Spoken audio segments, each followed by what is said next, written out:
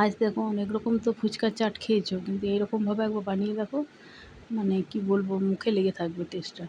প্রথমেই দেখো কি করছি, প্রথমে সাদা তেল দিচ্ছি কিন্তু এটা, হ্যাঁ, কড়াইয়ে। তারপরে দিলাম একটু পাঁচ ফোড়ন, তারপরে শুকনো লঙ্কা, তারপরে গোটা হিং। আমি রামদেব বাবার হিংটা ইউজ করি, তোমরা যেটা মনে হয় ইউজ করতে পারো। তারপর এবার দেখো ওই তোমার রসুন কুচি, এটা হচ্ছে আদা কুচি, একটু ভাজা ভাজা হয়ে যাবে তেলে। তারপর পেঁয়াজটা দেবো, এবার পেঁয়াজ কুচি।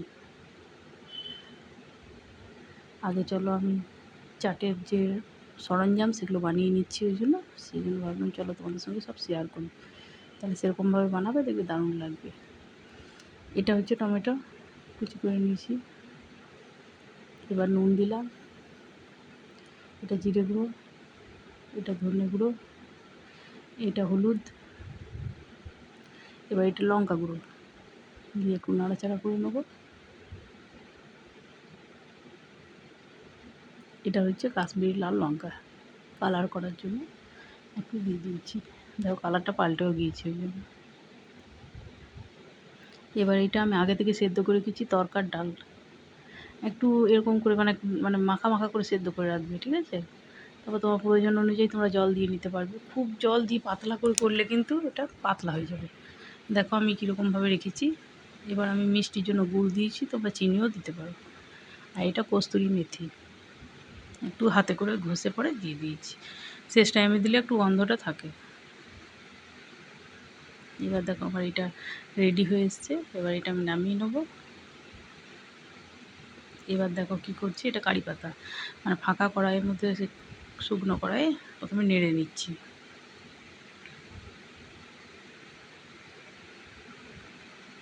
তারপর আবার সাদা তেল দিয়ে দিলাম, খুব বেশি দেওয়ার দরকার নেই, অল্প সামান্য দিলে, এটা তো ফোড়নের জন্য দেবো।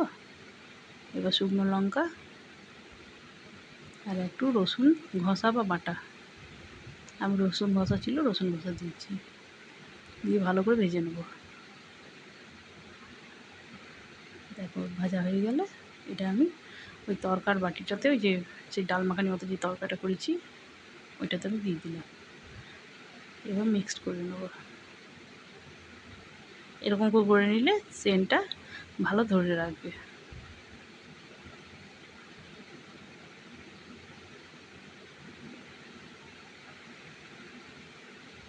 এবার চলো দেখো আরও কী কী জোগাড় করছি। এবার আলু সেদ্ধ করে নিয়েছি আগে থেকে, আলুটাকে ভালো করে মেখে নিলাম। তারপর নুন দিয়েছি, লঙ্কার গুঁড়ো, সামান্য চিনি, আর তোমার ওই চিংসের পনিরের যে চিলি পনিরের মশলাটা হয় সেটা দিয়েছি।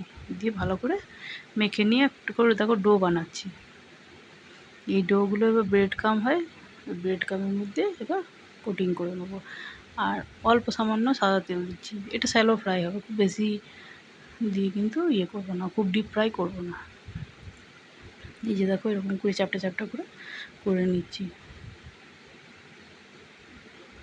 এই যে দেখো আবার উপর থেকে একটু তেল দিয়ে নামিয়ে নিয়েছি।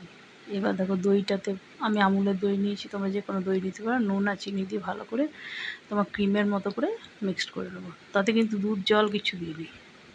এবার আমি তেঁতুল ভিজিয়ে রেখেছিলাম আগে থেকে, সেই তেঁতুলটাকে নিয়ে তেঁতুলের মধ্যে গুড় দিয়ে দিচ্ছি আর নুন দিয়ে দিচ্ছি, দিয়ে ভালো করে জাল হতে দেবো।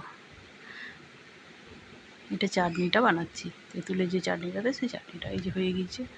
এবার ফুচকাগুলো দেখো, আমি ফুচকা দেখবে আমার ফুচকা কিন্তু খুব ক্রাঞ্চি হয়, আর দেখবে আমার বানানো আছে ওরকমভাবে করবে, জারে ভরে রাখবে। বাকি জোগাড়গুলো করে নিলে তোমার ফুচকা কোনো অসুবিধা হবে না, মানে তুমি জারের থেকে নিয়েও কী করতে পারো। যদি সবসময় তাড়াতাড়ি না ফুচকাটা করতে পারলে তো আগে থেকে রেডি করেও রাখতে পারো। দেখো আমি এবার কেমনভাবে সাজিয়ে নিচ্ছি, একবার করে দেখবে, খুব সুন্দর লাগবে, মানে একটা ইউনিক, অথচ খেতেও খুব দারুণ। এরকমভাবে সাজিয়ে নিয়ে বাচ্চাদেরকে যদি দাও, বাচ্চারা দেখো, বাচ্চারা কেন বড়রাও খুব ভালোবাসবে, আর টেস্টটাও হবে অসাধারণ। এবার করে দেখো বাড়িতে, অবশ্যই ট্রাই করো, আর কেমন লাগছে জানাবে কমেন্টে। আর তোমার ভালো লাগলে লাইক, সাবস্ক্রাইব, শেয়ার চ্যানেলটাকে করো।